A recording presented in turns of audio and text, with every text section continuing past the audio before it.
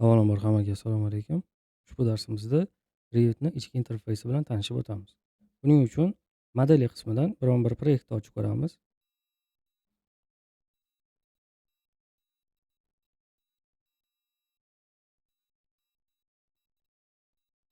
O'tamiz.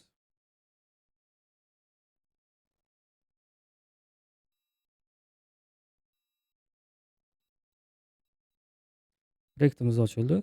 Ko'rib o'tishimiz mumkinki, Revit'da ichki interfeysi ham asosiy interfeys singari bir nechta qismlarga bo'lingan. Birinchi qismi bu panel быстрого доступа hisoblanadi.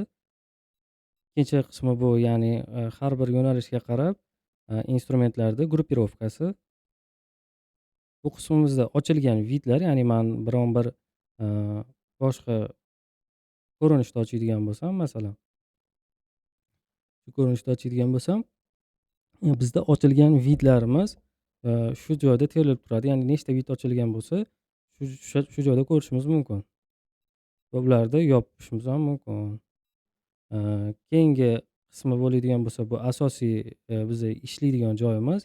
Ya'ni videovoy vidlarimizni ochib ko'rib, modelimiz ustida amaliyotlarni shu joyda olib boramiz. Pastki qismimizda bo'ladigan bo'lsa, bu yerda ham bir necha xil instrumentlarimiz bor, ko'rib o'tishimiz mumkin. Biz aynan har bir element haqida ushbu darsimizda to'xtalib o'tamiz. Buni kursimiz davomida har biriga to'xtalib, kursimiz davomida bulardan foydalanamiz.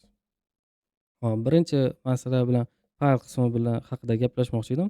Fayl qismida biz fayllarni yaratishimiz, ularni ochishimiz, ularni saqlashimiz, сохранить как, ya'ni uni bir boshqacha usulda сохранить qilishimiz mumkin.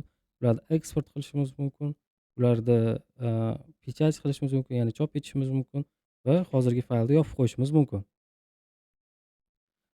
Har bir tugmani ichida yana bir qancha bo'limchalar bor va bularni biz o'sha ma'lum bir bo'limni oldiga olib borib mishkani ushlab tursak, ya'ni bosmagan holda shunchaki ushlab tursak ochiladi, yoki oldidagi strelkani bossak har birinchidagi bo'limlar ochiladi. Arxitektura qismida, ya'ni nomiga monand arxitekturaga oid bo'lgan elementlar, ya'ni devorlar, eshiklar, aynaklar va bir qancha boshqa elementlar bor. Konstruksiya bo'limida ham xuddi shunaqa balka, kolonnalar va bir qancha boshqa elementlar. Stal qismida bu temir bilan ishlaydigan va sportniy elementchi sistemalar, biz aynan shu qismida ishlaymiz. Turbalar bor, воздуховодlar, воздухораспределительlar bor. Ставить qismida bu fayl bilan ishlash, ya'ni boshqa bir narsani, boshqa bir turdagi faylni biz olib kirib Revit faylimizga olib kirish mumkin. Annotatsiya qismida bu annotatsiyalar, analiz, forma, совместная работа, ya'ni bu boshqa bir siz hamkasbingiz bilan ishlashingiz mumkin yoki kimdir bilan ishlash uchun mo'ljallangan qismi. Vid bu ko'rinishlar, управление bu faylimizni boshqarish, настройкалар va bu plaginlar bor. Bularga darsimiz davomida to'xtalamiz, ya'ni kursimiz davomida. Hop, keyingi qismi bo'ladigan bo'lsa, biz ya'ni buni ishchi oynamiz. Ko'rib o'tishingiz mumkin. Bu yerda ikkita qo'shimcha oynachalar bor. Birinchisi dispetcher proyekti va свойства.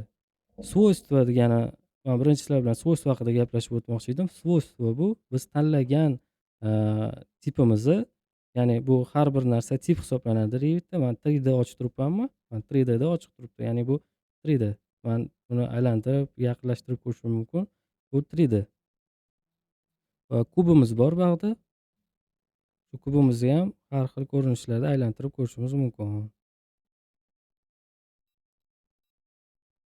Ya'ni свойства qismiga qaytamiz. Свойства qismida bu biz tanlagan tipda xossalari bor. Ya'ni grafika qismida masshtablar, уровень детализация, видимость частей. Уровень детализация degani bu uni ko'rinishi u средний bo'lishi mumkin, yo низкий bo'lishi mumkin. Ya'ni uni ko'rinishi qanchalik detalizatsiya bo'lsin, o'rtachami, yuqorimi yoki past ko'rinishdami. Xullas, shu biz tanlagan tipda xossalarni o'zgartirishimiz mumkin. Изменить tipga o'tadigan bo'lsak ham uni ichida yana ham ko'proq ma'lumotga ega bo'lishimiz mumkin. Bu yerda kam-kam bizda har xil tiplar bo'ladi, har xilning ichida har xil o'zini xossalari bor. Buni ham kursimiz davomida ko'rib o'tamiz. Keyingi qismimiz dispetcher proyekti bor. Dispetcher proyekti nima? Bu bizni proyektimizni boshqarish uchun mo'ljallangan oyna. Ya'ni bu yerda biz gruppalarimiz, ishlatgan semeystvolarimiz, o'zi listlarimiz, spetsifikatsiyamiz degandalar bor. Bu haqda alohida ko'rib o'tamiz buni kursimiz davomida. Santexnika bor, koordinatsiya, ularda sizlarda bo'lmasligi mumkin. Bu vidi qismida ko'rinishlar, ya'ni bir necha xil koordinatsiya bor, santexnika bor. Bu ko'rinishlarni ham biz yana kursimiz davomida ko'ramiz. Endi biz o'zimizga qulaylik yaratib olishimiz uchun biz bu svойствоni o'sha oynalarni Revitda yo u tomoniga yo bu tomoniga qo'yib olishimiz mumkin. Masalan, oddiy ushlab turibman, mana mishkani ushlab turgan holatda chap tomon, o'ng tomonga qo'yaman. Qo'ydim.